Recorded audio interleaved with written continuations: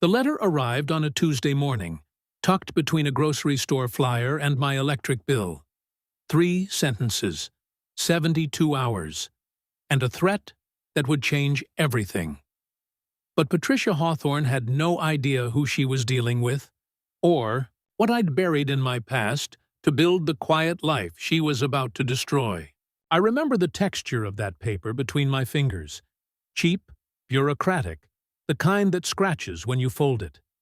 The red stamp across the top screamed, "Notice of violation," in letters so aggressive they might as well have been bleeding. My coffee sat cooling on the counter, its aroma turning from comforting to acrid as I read those 3 sentences for the 4th time. Your property presents multiple infractions in violation of Maple Ridge HOA Covenant Article 7, Sections 3, 8, 12, 15, 18, and 22. Compliance required within 72 hours of receipt.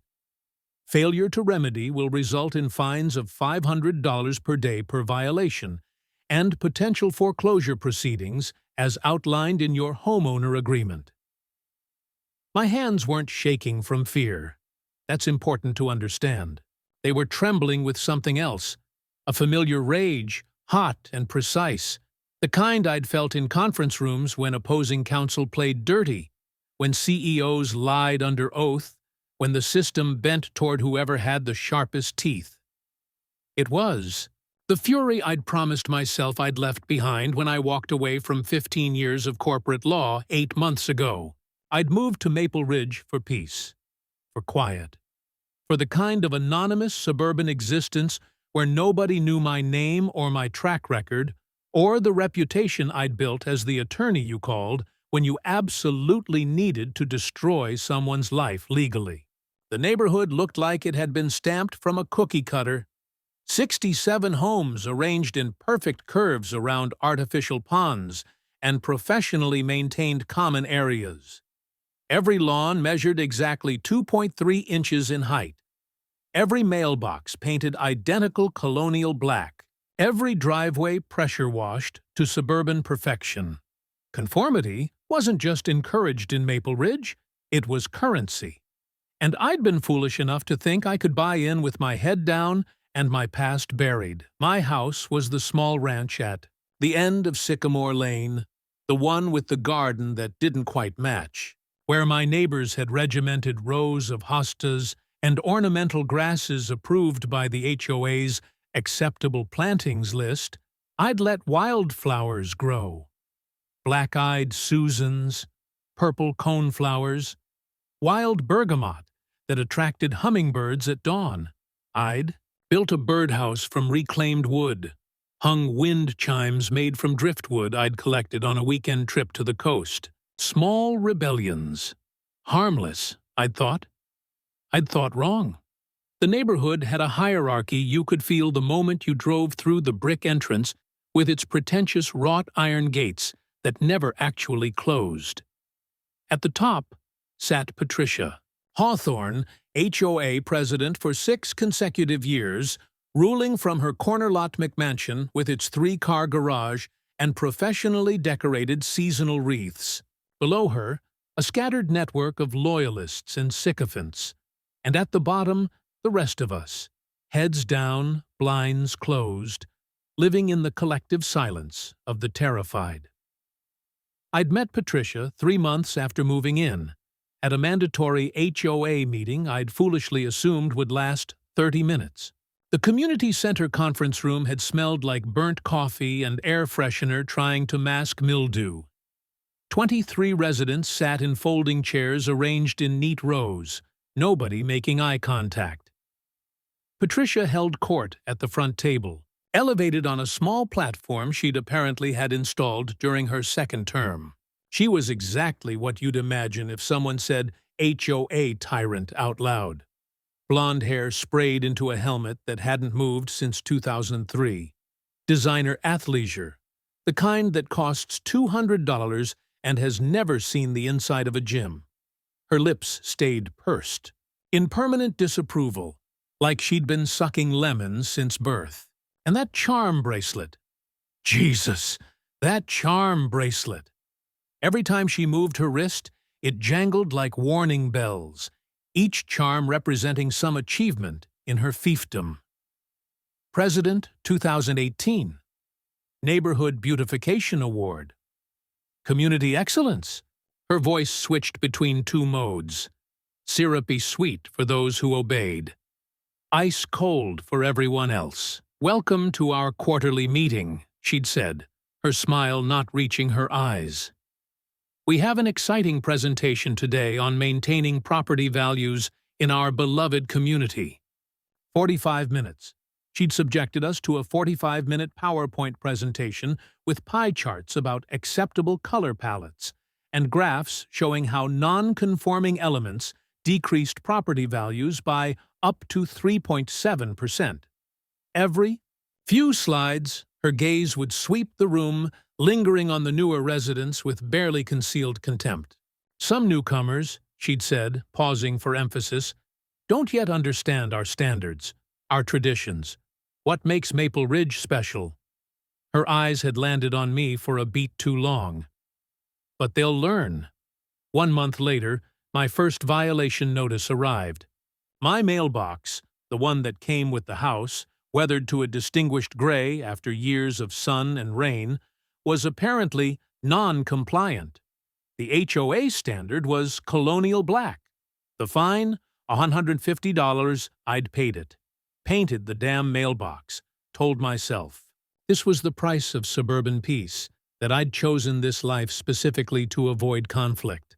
That the quiet was worth swallowing my pride. The citations multiplied like bacteria. My garden violated the approved plant species list. Apparently, wildflowers were considered weeds, despite being native species. My outdoor furniture was unapproved wicker in a non-standard shade. My car, a 10-year-old Honda I loved because it was paid off and invisible, had been parked in my driveway overnight instead of the garage, 3 times in 2 weeks. Each infraction came with its own letter, its own fine, its own barely veiled threat. The fines escalated exponentially. $150 became $300 became $650. Each letter more aggressive than the last, Patricia's contempt bleeding through the corporate language. I started researching.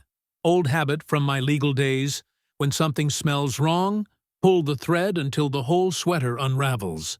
What I found made my blood run cold. Patricia had a pattern, a system.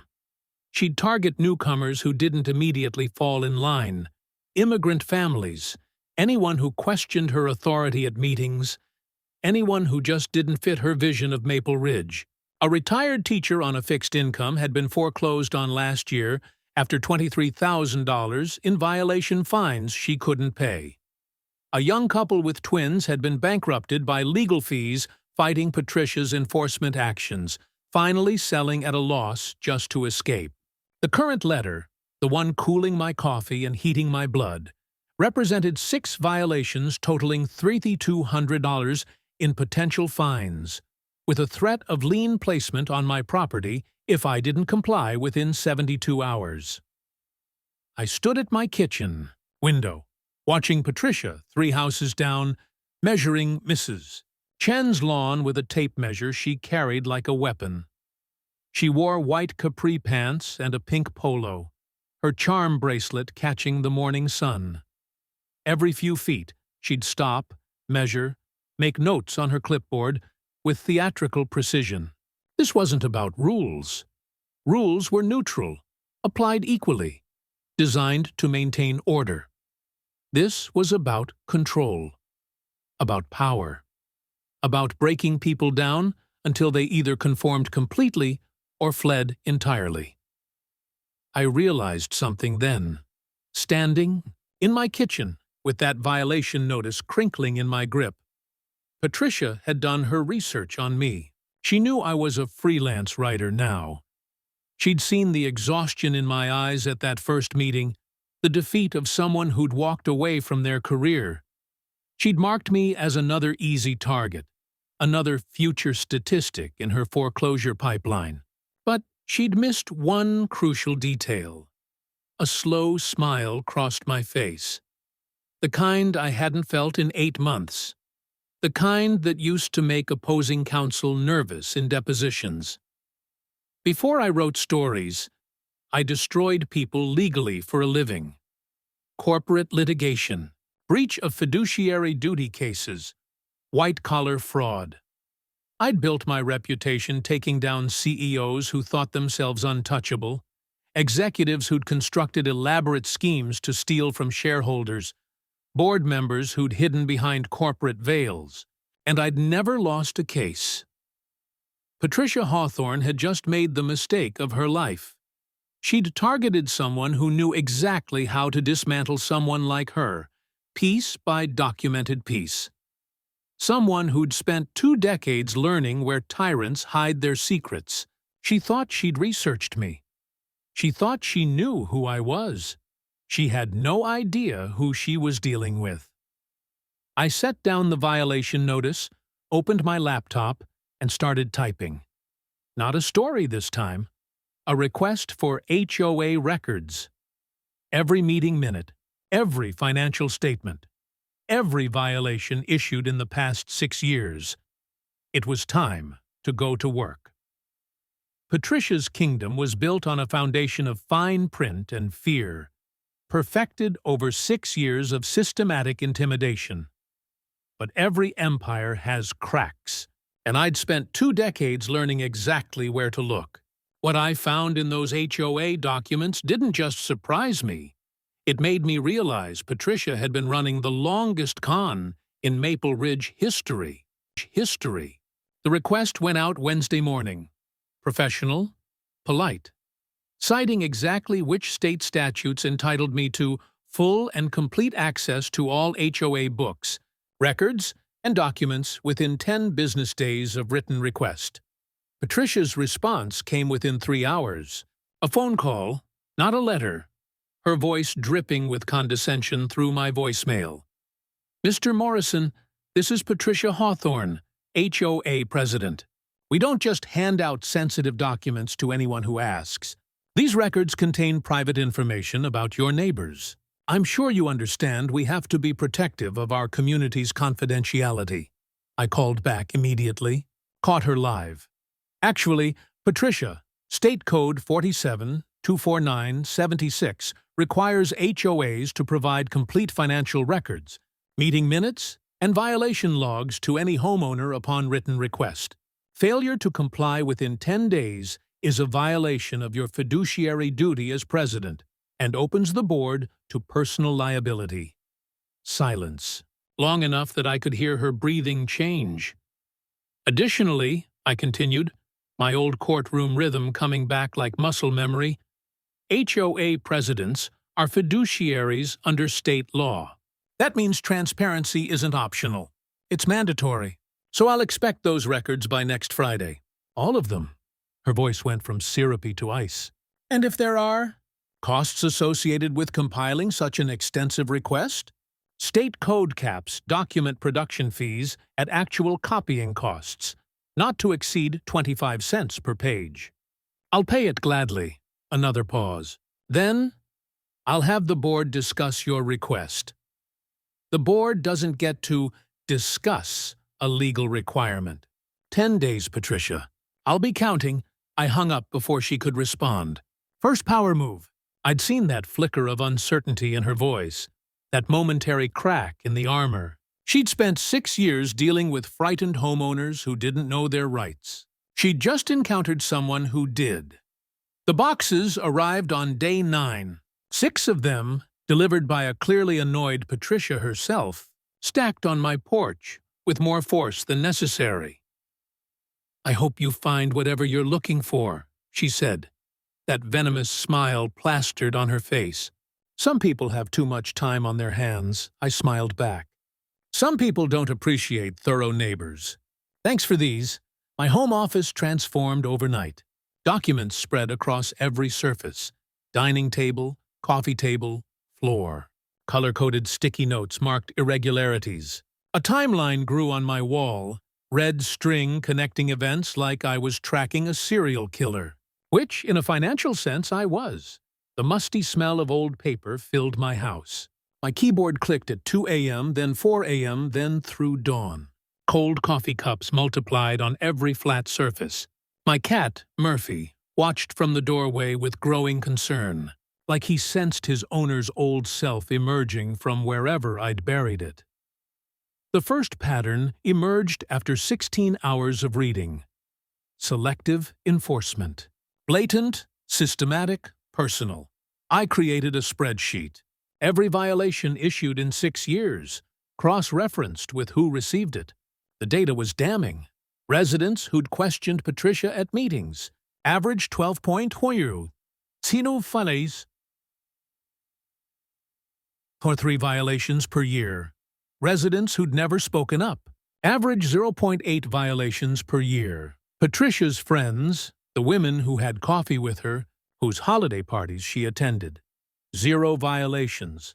Despite identical infractions, I could document from my own photographs of the neighborhood.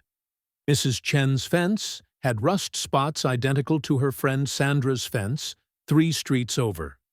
Mrs. Chen, 14 violations, $4,200 in fines. Sandra, 0 violations, 0 fines. The pattern was so blatant it was almost stupid. Almost. But the financial irregularities, that's where things got interesting. The HOA budget showed a landscaping contract for $85,000 per year for a 67-home development. I'd worked enough real estate cases to know that number was astronomical. I called 15 local landscaping companies, asked for quotes on maintaining a neighborhood Maple Ridge's size, mowing common areas, mulching flower beds, seasonal plantings, the works. The average quote, $28,000 per year. The highest quote, $34,000. So where was the other $51,000 going? I drove to the address listed for Maple Ridge Landscaping Services, LLC. Found a P.O. box in a strip mall between a vape shop and a tax preparation office. No physical location. No website. No business license registered with the county. The company didn't exist. I went deeper. Violation fines. Over 5 years, Patricia's meticulous records showed $347,000 collected in fines from homeowners. The HOA budget showed exactly $0 allocated from that fund. Not to reserves, not to improvements, not to anything. Where did $347,000 go? Bank statements, HOAs had to keep them. They were in Box 4, poorly organized, like Patricia hadn't expected anyone to actually look. I found a pattern in the deposits. Every month, violation fine money came in.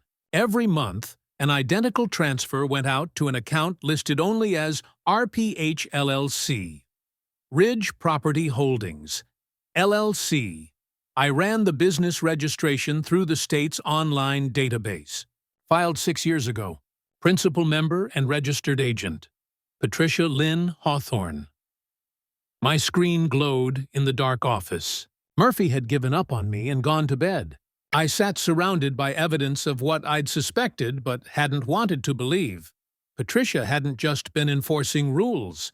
She'd been running a systematic con, using the HOA as a weapon to force people into foreclosure, then buying their properties through her shell company at below-market prices, flipping them for full value.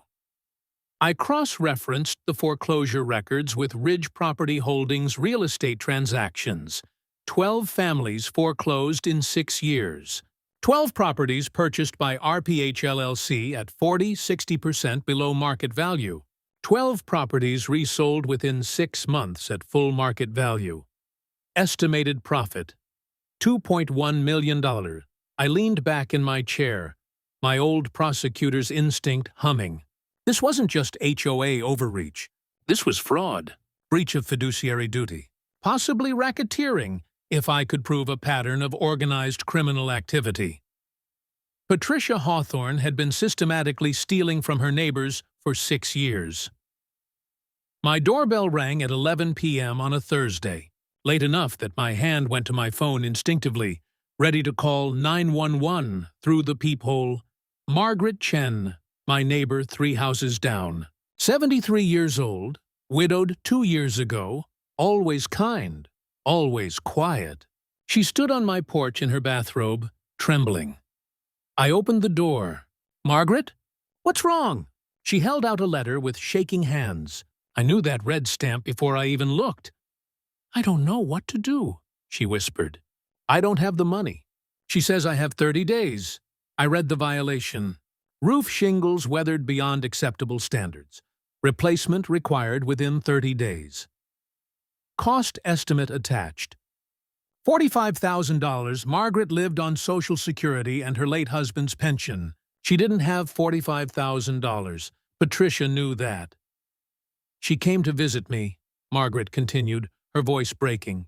After she sent the letter, brought cookies, told me she knew a company that could do the work, that I could just sign the house over, that it would be easier, that I'm too old to maintain it anyway.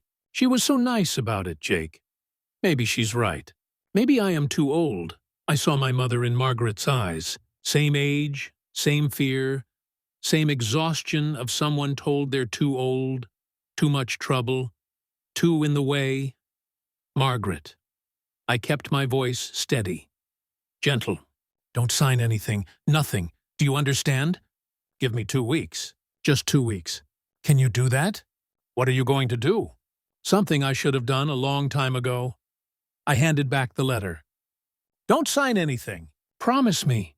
She nodded, uncertain, but nodded. After she left, I didn't sleep. I planned. Friday morning, I started knocking on doors. Carefully, quietly. Starting with people I'd seen receive violation notices. People who'd looked as defeated as I'd felt. They were terrified at first. Doors opened 3 inches, chain locks engaged. "I'm not wearing a wire for her," Mr. Johnson said. "I know she has people watching." "I'm not asking you to do anything yet," I said. "I just want to know your story." Slowly, door by door, living room by living room, the stories came out. David and Chen Wu, young couple with 2 kids.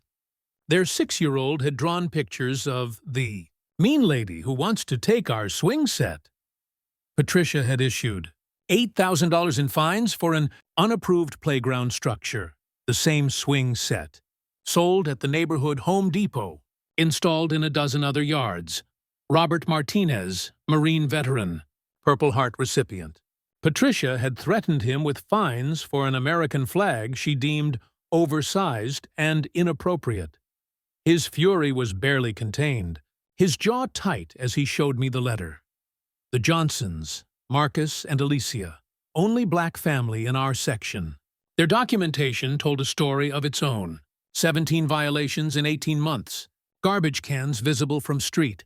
Holiday decorations excessive. Driveway improperly maintained. Every violation photographed, time-stamped, compared to identical situations in white neighbors' yards that received 0 citations. "She's always concerned," Alicia said, her voice heavy with exhaustion. "Concerned about property values. Concerned about standards. It's subtle racism wrapped in HOA language, and we can't prove anything. Wrapped in HOA language, and we can't prove anything." "Yes, you can," I said. I showed them my spreadsheet, showed them the pattern, the numbers, the systematic targeting. Alicia's eyes filled with tears. "We thought we were crazy. Thought we were paranoid. You're not crazy. And I can prove it." My pitch was simple. I need witnesses. I need documentation. I need your courage. Patricia's counting on your fear. Let's give her a surprise instead. One by one, they agreed. Quiet conversations became a plan. The plan became an alliance. We met in my garage, 8 of us at first, then 12, then 17. I spread out the evidence, showed them what I'd found, walked them through the pattern. "She's been stealing from us," David Wu said, his voice shaking. "For 6 years." "Yes, and she's going to keep doing it until someone stops her." "How do we stop her?" Margaret asked. "We expose her, in front of everyone." At the next quarterly meeting, Patricia found out about the meetings. Of course she did. Someone talked, or she drove by, or she just sensed her control slipping. The letter arrived Monday morning, hand-delivered by Patricia herself, her smile venomous and sharp. Notice of violation. Unauthorized gatherings creating parking issues and noise disturbances. $1,000 per day. Fine. Effective immediately. She stood on my porch, waiting for me to react. Some people never learn their place, she said sweetly. I met her eyes. Smiled. That old courtroom smile I'd worn when I knew I had the winning hand. See you at the meeting. Patricia, her smile faltered. Just for a second, but I saw it. She turned and walked away, her charm bracelet jangling like chains.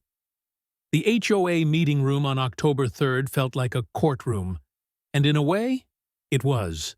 Patricia sat at her throne, the head table, gavel in hand, surrounded by her loyal board members. She'd orchestrated hundreds of these meetings, watched countless neighbors crumble under her scrutiny.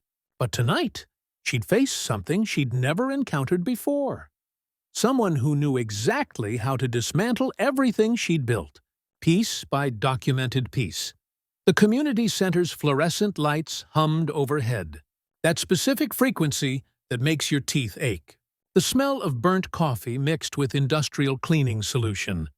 The scent of bureaucratic dread. Folding chairs were arranged in submissive rows, all facing Patricia's elevated platform. Typically, these quarterly meetings drew 15, maybe 20 defeated residents who'd show up, sit in silence, and leave as quickly as possible. Tonight, 87 people packed the room. Standing room only.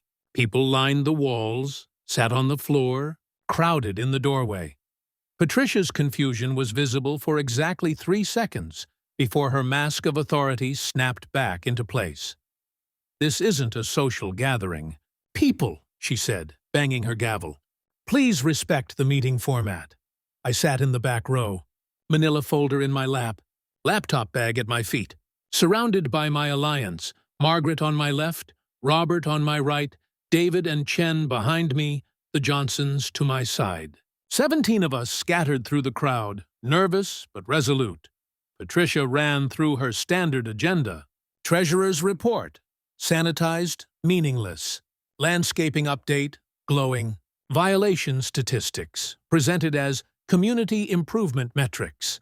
Her voice had that practiced rhythm of someone who'd never been challenged, who'd controlled every meeting for 6 years. Then, inevitably, her tone shifted, darkened. Now we need to address some ongoing issues with certain problematic residents. Her eyes found me in the back row. Homeowners who seem to believe HOA rules don't apply to them, who think they can organize against this board's authority. Murmurs rippled through the crowd. Fear. Agreement from her loyalists. But something else, too. Anticipation.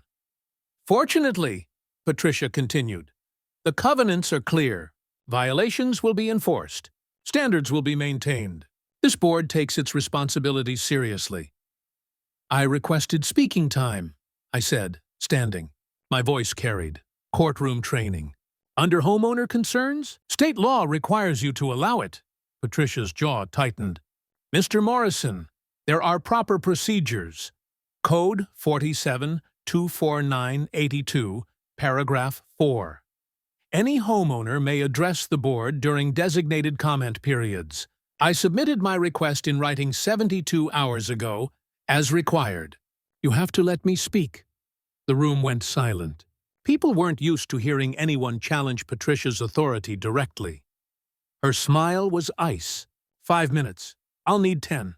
Maybe 15. 5 minutes, Mr. Morrison. Then I suppose we'll see how much I can fit in 5 minutes. I grabbed my laptop, walked to the front. Several board members shifted uncomfortably. Patricia's friend Sandra whispered something to her. I connected my laptop to the projector. Patricia stood. This is highly irregular. HOA bylaws, Article 12, Section 6. Homeowners may present visual materials during comment periods with board permission. I'm not asking permission. I'm citing the bylaw. I looked at her. Sit down, Patricia. Something in my voice, the attorney voice, the one I'd used in federal courtrooms, made her sit. The first slide appeared on the screen behind me. Title: Property Values, a Data-Driven Analysis. I want to talk about property values, I said to the room, because Patricia's right. They're important. They're why we have HOA rules, why we all signed those covenants. So I did some research into how our HOA protects those values. I clicked to slide 2. Our annual budget includes $85,000 for landscaping. That's for common areas, mowing, mulching, seasonal plantings. For 67 homes, that's $1,268 per house per year. Seems reasonable, right? Nods from the audience. Patricia's face was carefully neutral, so I called 15 local landscaping companies, asked for quotes on identical services. The slide showed a spreadsheet. Company names, quote amounts. The average quote was $28,000 per year. The highest quote was $34,000. Our contract is $85,000. I paused. Let that sink in. That's a $51,000 discrepancy, annually.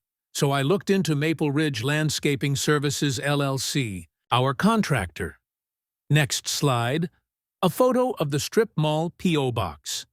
Turns out they don't have an office, or a website, or a business license. In fact, they don't exist at all. Gasps. Real ones. Patricia stood again. This is defamatory. Sit down. I'm not finished. I didn't raise my voice. Didn't need to. Where does that $51,000 go every year? Well, that brings me to Ridge Property Holdings, LLC. The next slide showed the business registration. Patricia's name highlighted in yellow.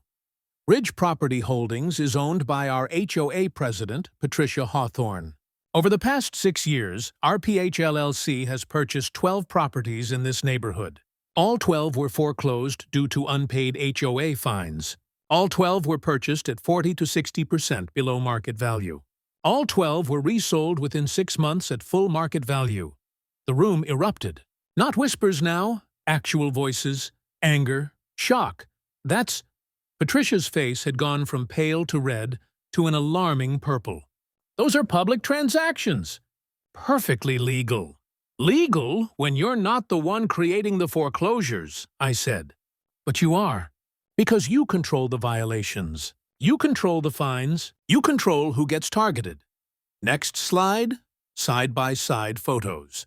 Sandra's yard with its rusted fence and patchy grass. Margaret's immaculate lawn and fresh paint. Sandra Williams, your coffee friend. 0 violations in 6 years. Margaret Chen, 47 violations in 2 years. Identical infractions. Different treatment. Why? Because Margaret doesn't have coffee with you.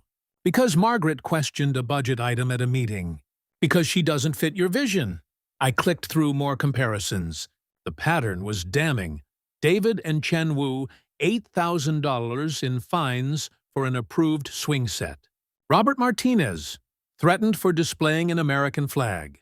The Johnsons, 17 violations in 18 months, while identical situations in other yards received 0 citations. Voices rising now. Robert stood, his voice cutting through. She tried to fine me for honoring my country. David stood. She threatened to take our home over a swing set. The slide changed again. Bank statements. Highlighted transfers. Over 6 years, this HOA has collected $347,000 in violation fines. Our budget shows $0 allocated from that fund. 0 to reserves. 0 to improvements. 0 to anything. But our bank statements show monthly transfers to RPH LLC, Patricia's company, matching the fine collections almost exactly. The room exploded. People standing, shouting questions, demanding answers. Patricia stood, slamming her gavel. This meeting is over. This is defamatory. These are lies. I will not be subjected to this. Sit down, Patricia. I'm not finished. I said, this meeting is over. I contacted the state attorney general's office yesterday. My voice cut through the chaos. The room went silent. They're very interested in HOA fraud cases, especially ones involving systematic foreclosure schemes, breach of fiduciary duty, and embezzlement of community funds. They've opened an investigation. Patricia's face drained of color. I also contacted Channel 7 News. They're outside right now. Something about HOA president accused of million-dollar fraud scheme. It's going to make great television. You... Patricia's composure shattered completely. You self-righteous prick.